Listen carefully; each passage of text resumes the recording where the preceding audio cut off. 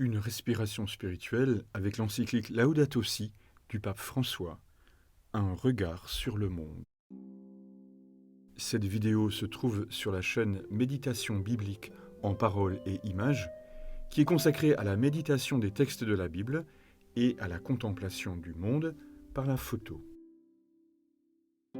Cette vidéo est un recueil de citations de l'encyclique Laudato Si du pape François, associées à des phrases bibliques et à des photos.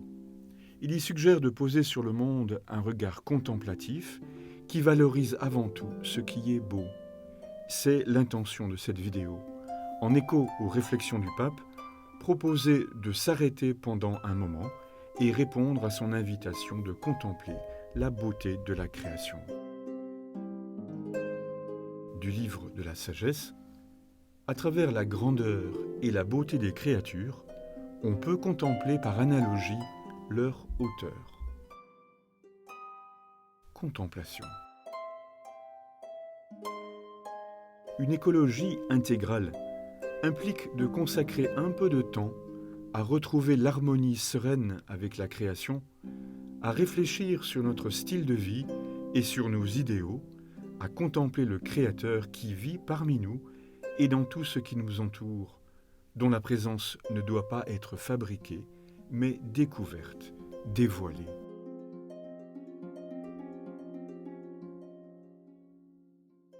La nature est pleine de mots d'amour, mais comment pourrions-nous les écouter au milieu du bruit constant, de la distraction permanente et anxieuse ou du culte de l'apparence ?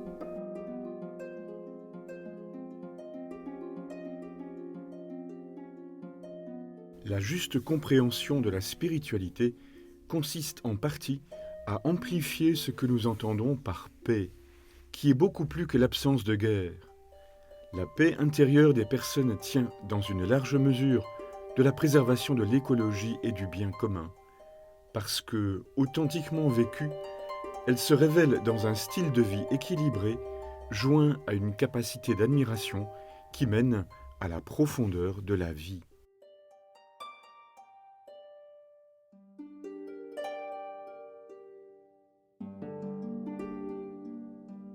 Du livre de la sagesse. Tu formas l'homme par ta sagesse pour qu'il soit le maître de tes créatures, qu'il gouverne le monde avec justice et sainteté, qu'il rende avec droiture ses jugements.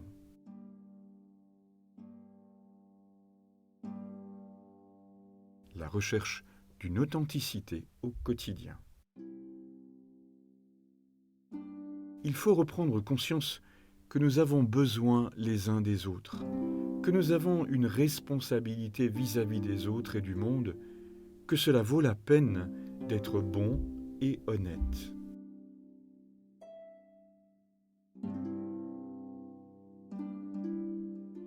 Nous parlons d'une attitude du cœur qui vit tout avec une attention sereine, qui sait être pleinement présent à quelqu'un sans penser à ce qui vient après, qui se livre à tout moment comme un don divin qui doit être pleinement vécu. Jésus nous enseignait cette attitude. Il était pleinement présent à chaque être humain et à chaque créature, et il nous a ainsi montré un chemin pour surmonter l'anxiété maladive qui nous rend superficiels, agressifs et consommateurs effrénés.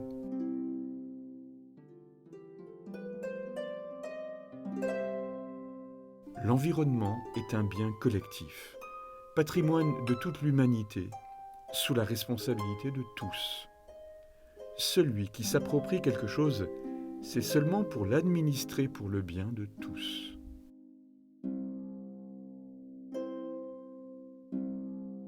L'acceptation de son propre corps comme don de Dieu est nécessaire pour accueillir et pour accepter le monde tout entier comme don du Père et maison commune. Tandis qu'une logique de domination sur son propre corps devient une logique parfois subtile de domination sur la création.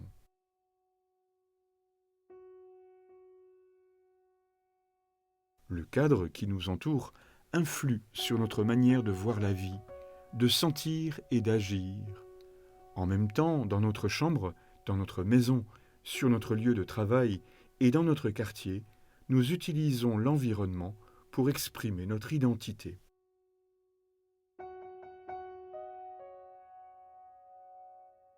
Sortir de soi par bienveillance.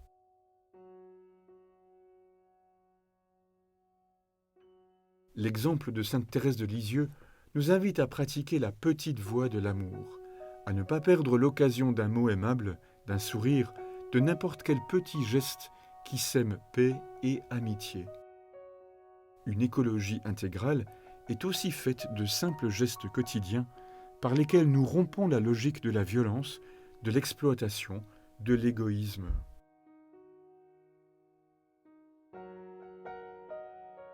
On peut vivre intensément avec peu, surtout quand on est capable d'apprécier d'autres plaisirs et qu'on trouve satisfaction dans les rencontres fraternelles, dans le service, dans le déploiement de ses charismes, dans la musique et l'art, dans le contact avec la nature, dans la prière.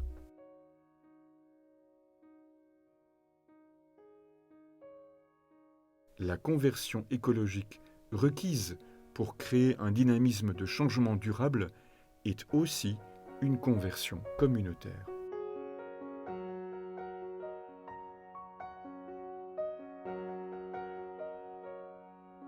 L'attitude fondamentale de se transcender en rompant avec l'isolement de la conscience et l'autoréférentialité est la racine qui permet toute attention aux autres et à l'environnement et qui fait naître la réaction morale de prendre en compte l'impact que chaque action et chaque décision personnelle provoque hors de soi-même. Quand nous sommes capables de dépasser l'individualisme, un autre style de vie peut réellement se développer et un changement important devient possible dans la société.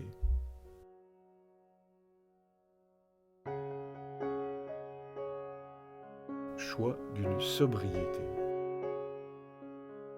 La spiritualité chrétienne propose une croissance par la sobriété et une capacité de jouir avec peu.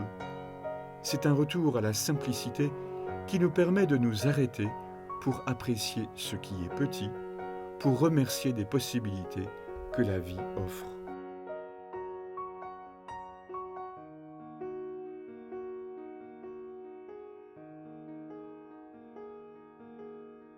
Le bonheur requiert de savoir limiter certains besoins qui nous abrutissent en nous rendant ainsi disponibles aux multiples possibilités qu'offre la vie.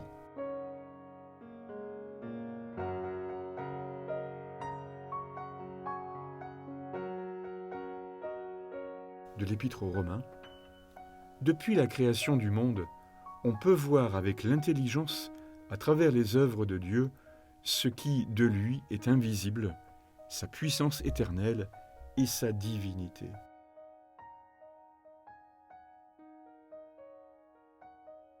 Tout l'univers matériel est un langage de l'amour de Dieu, de sa tendresse démesurée envers nous. Le sol, l'eau, les montagnes, tout est caresse de Dieu.